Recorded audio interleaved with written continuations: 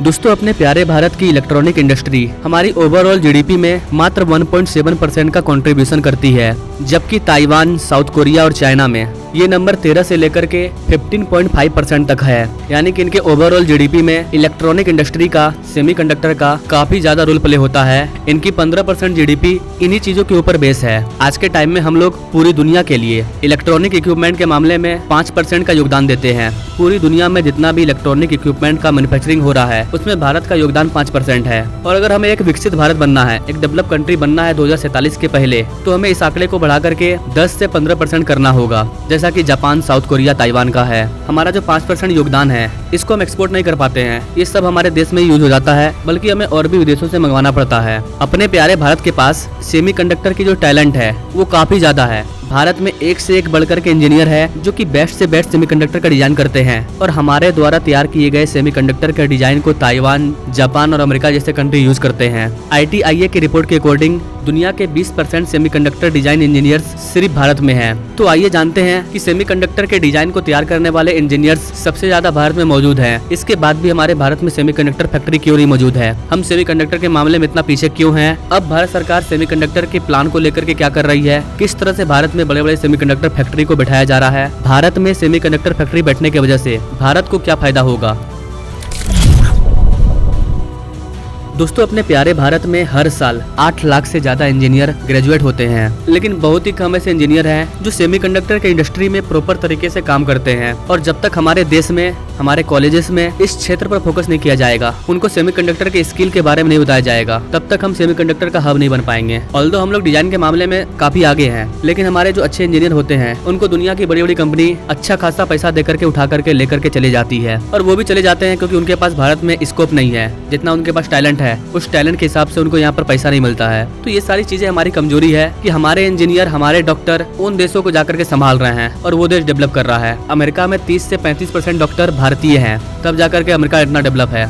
यहाँ पर सरकार की नीतियाँ कैसी होगी, इसका एक इम्पोर्टेंट रोल प्ले होता है कि कैसे हम अपने इंजीनियर्स को बाहर ना जाने दें, उसको इंडिया में ही वो सारी फैसिलिटी दें, ताकि वो जो भी करे उसके वजह से हमारा भारत ग्रो करे। और भारत सरकार वही प्रयास कर रही है। कोविड-19 जब आया था तो चाइना से लोगों ने सामान लेना बंद कर दिया, और बहुत सारी कंपनी जो चाइना में अपना सामान बनाती थी, कोविड-19 की वजह से उन्होंने चाइना में सामान बनाना बंद कर दिया, क्योंकि चाइना में बना हुआ प्रोडक्ट दुनिया यूज नहीं करना चाहती थी। इस वजह से कई सारी कंपनियां चाइना को छोड़ करके भारत आ गई। Samsung, Oppo, LG, Apple, MI, Motorola, Nokia, ये सारी कंपनी भारत में बड़े पैमाने पर अपना प्रोडक्शन कर रही है। भारत सरकार ने PLI स्कीम के जरिए इन सारी कंपनियों को भारत में लाने का प्रयास किया और कई सारी कंपनियां आई, लेकिन अभी भी बहुत सारी कंपनियां हैं जो इंसेंटिव देने के बाद भी भारत में नहीं आई है। जापान, कोरिया और वियतनाम जैसे कंट्री में चली गई है। लेकिन भारत का टारगेट है कि पूरे दुनिया में स्मार्टफोन मैन्युफैक्चरिंग का 25% हिस्सा भारत में मैन्युफैक्चर हो। ये टारगेट कितना बड़ा है, इसका अंदाजा आप इस बात से लगा सकते हो कि एट प्रेजेंट टाइम भारत में पूरे दुनिया में जो मोबाइल का मैन्युफैक्चरिंग हो रहा है वो मात्र 4% है, लेकिन टारगेट है हमारा 25% का। भारत में बहुत सारी कंपनियां इसलिए नहीं आना चाहती है क्योंकि भारत बहुत ज्यादा टैक्स लेता है। अगर आप भारत में चीजों को बना रहे हो तब तो ठीक है, लेकिन अगर बाहर से किसी चीज को लेकर के आते हो, मोबाइल का कोई इक्विपमेंट, सेमीकंडक्टर इक्विपमेंट, चार्जेस, तो इन सारी चीजों पर भारत 20% टैक्स लेता है।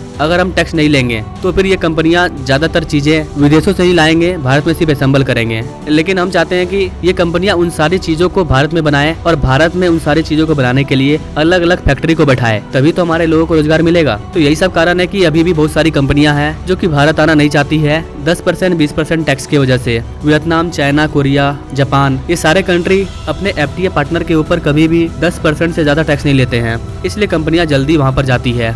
इसके अलावा और भी कई सारे फैक्टर हैं, जैसे कि स्टेबल गवर्नमेंट का ना होना, बेटर इंफ्रास्ट्रक्चर फैसिलिटी का ना होना, स्किल वर्कर का ना होना, कई सारे फैक्टर हैं। कोई भी कंपनी किसी भी देश में अपने फैक्ट्री को स्टेब्लिश करती है तो वो सैकड़ों फैक्टर को चेक करती है, उसके बाद ही अपना पैसा इन्वेस्ट करती है कहीं पर भी। आईफोन मैन्युफैक्चरिंग करने वाली विस्ट्रॉन कंपनी ने अपने कंपनी को टाटा को बेच दिया, और अब आईफोन को मैन्युफैक्चरिंग करने का काम हमारी इंडियन कंपनी टाटा भी कर रही है। अभी इसी साल जनवरी 2024 में सैमसंग ने सैमसंग लैपटॉप बनाना स्टार्ट कर दिया है अपने नोएडा के फैक्ट्री में, जो कि दुनिया का सबसे बड़ा मोबाइल फैक्ट्री भी है। इसके अलावा पेगाट्रॉन कंपनी ने भी अपने चेन्नई वाले प्लांट में 65% स्टेक टाटा को बेचने का डिसीजन लिया है, जहां पर वो आईफोन की मैन्युफैक्चरिंग करते हैं। और इन्हीं सारे फॉरेन इन्वेस्टमेंट की वजह से भारत ने 2023 में करीब 2,40,000 करोड़ रुपये के इलेक्ट्रॉनिक इक्विपमेंट को विदेशों में एक्सपोर्ट किया। जिन कंट्रियों में हमने एक्सपोर्ट किया उसमें नंबर 1 पर है America, UAE, Netherlands, UK, Italy. इन सारी कंट्रियों में हम लोग इलेक्ट्रॉनिक इक्विपमेंट को बना करके एक्सपोर्ट कर रहे हैं।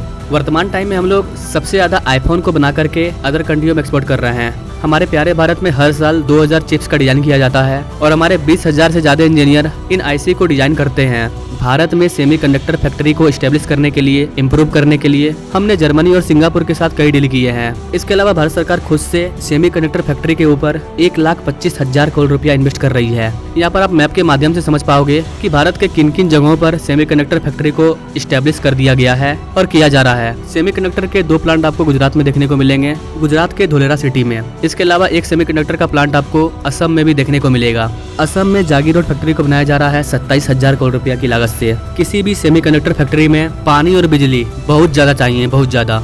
तो जो कंपनियां विदेश से आकर के भारत में सेमीकंडक्टर के प्लांट को सेटअप करेगी, उनको ये चीज अवेलेबल चाहिए, तभी वो अपने प्लांट को सेटअप करेगी। तो कई सारे फैक्टर हैं जिनको देखने के बाद ही किसी पार्टिकुलर जगह पर जहाँ पर ये सारी चीज अवेलेबल है वहाँ पर सेमीकंडक्टर फैक्ट्री को स्टैब्लिश किया जाता है। और गुजरात के धोलेरा में दुनिया का सबसे बड़ा सोलर पार्क को बनाया जा रहा है, जिससे कि बिजली मिलने में कोई भी दिक्कत नहीं होगी और गुजरात में पानी की भी दिक्कत नहीं है। तो भारत में मुख्य रूप से 3 नए सेमीकंडक्टर फैक्ट्री को बनाया जा रहा है। इसके अलावा जो हमारी इंडियन कंपनी है, उन्होंने पुराने कंपनी को जो खरीदा है, उनके पहले से मौजूद फैक्ट्री में भी सेमीकंडक्टर का मैन्युफैक्चरिंग किया जाएगा। वैसे गाइस, आपको क्या लगता है, भारत सेमीकंडक्टर हब बन पाएगा? अगर हाँ तो कब तक? क्या सोचते हैं गाइस आप इस चीज के बारे में कमेंट करें और ऐसे ही लेटेस्ट अपडेट के बारे में जानने के लिए हमारे चैनल से जरूर जुड़े। Now thanks for watching. मिलेंगे अगले वीडियो में एक नई जानकारी के साथ, तब तक के लिए जय हिंद।